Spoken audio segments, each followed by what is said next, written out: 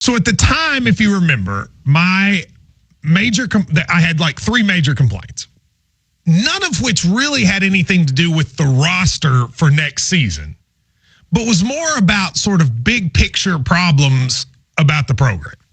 The roster, I think if you go back and listen, I said, look, we still need a couple players, but Cal's the kind of guy who's going to find a couple players. And he did. Antonio Reeves came back, and he got Tre Mitchell. I think the Reeves thing was crucial. We could talk about why it happened. Obviously, Tre Mitchell ended up, there was like some good luck there. Well, not good luck for the world with Huggins thing, but good luck for Kentucky in getting him.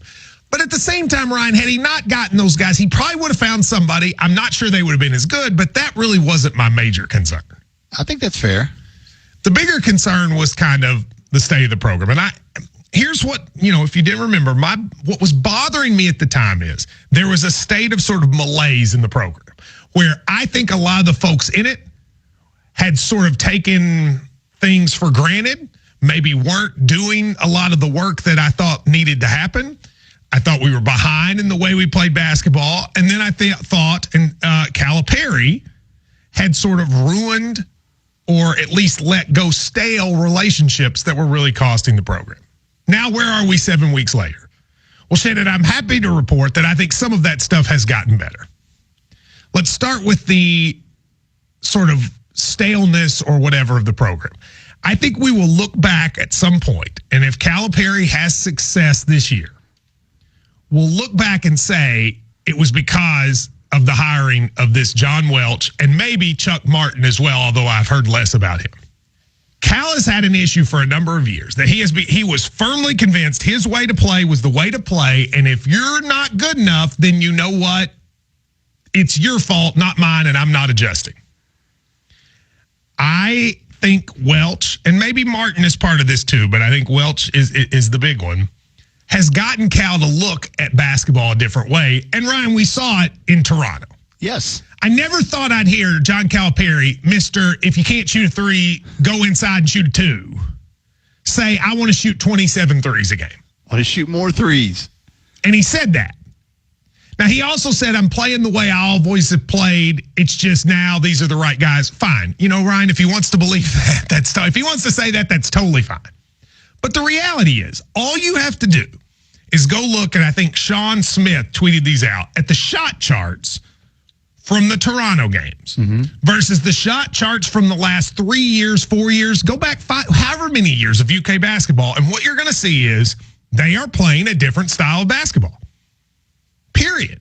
They're just playing a different style. They're playing what everyone has always said, why doesn't Kentucky do?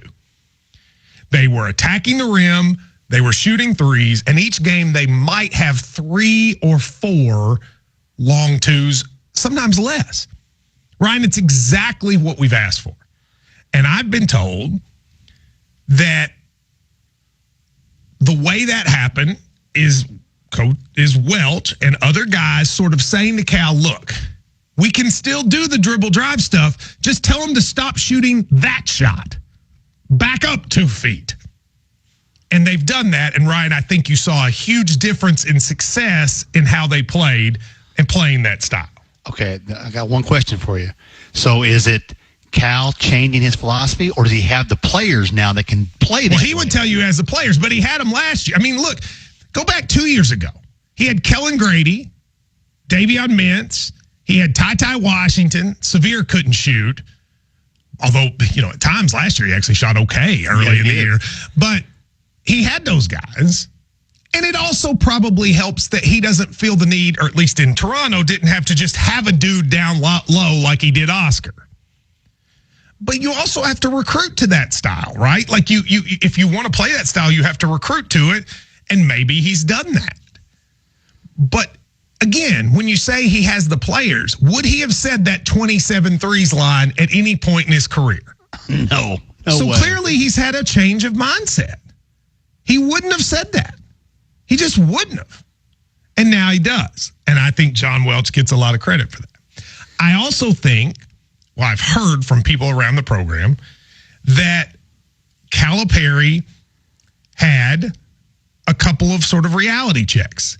I think we'll look back at losing Hunter Dickinson And then Livingston, I don't think Livingston going pro shocked him, but Livingston sort of not even considering coming back as okay, we got to fix our NIL thing.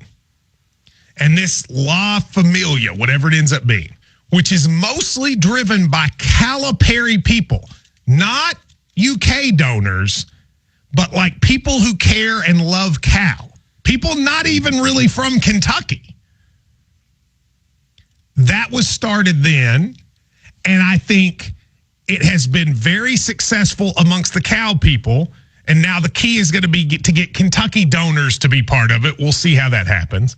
But he basically came to realize, I'm going to have to change how we look at the NIL thing. And Ryan, I think Antonio Reeves and Tre Mitchell were the first success stories from that.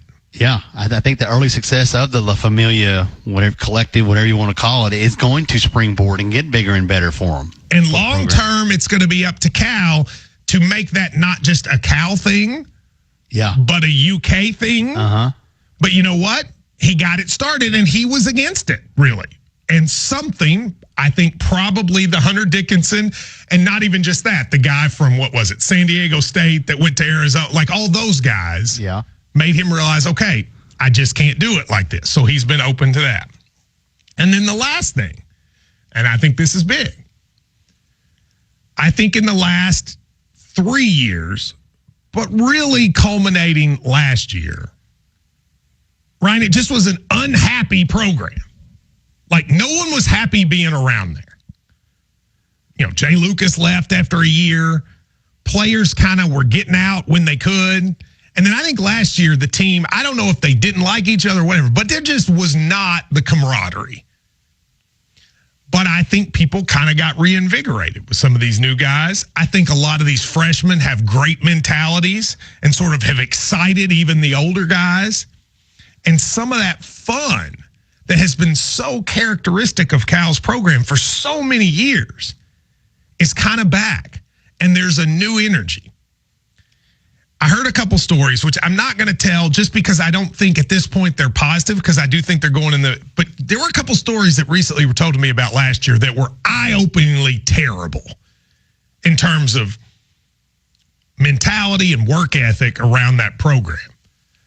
But I've been told they've kind of turned around, that there's a new energy in that building, built in part by the new coaches, but in part by the new players who have come in with a lot of energy. And a lot of those things are better now.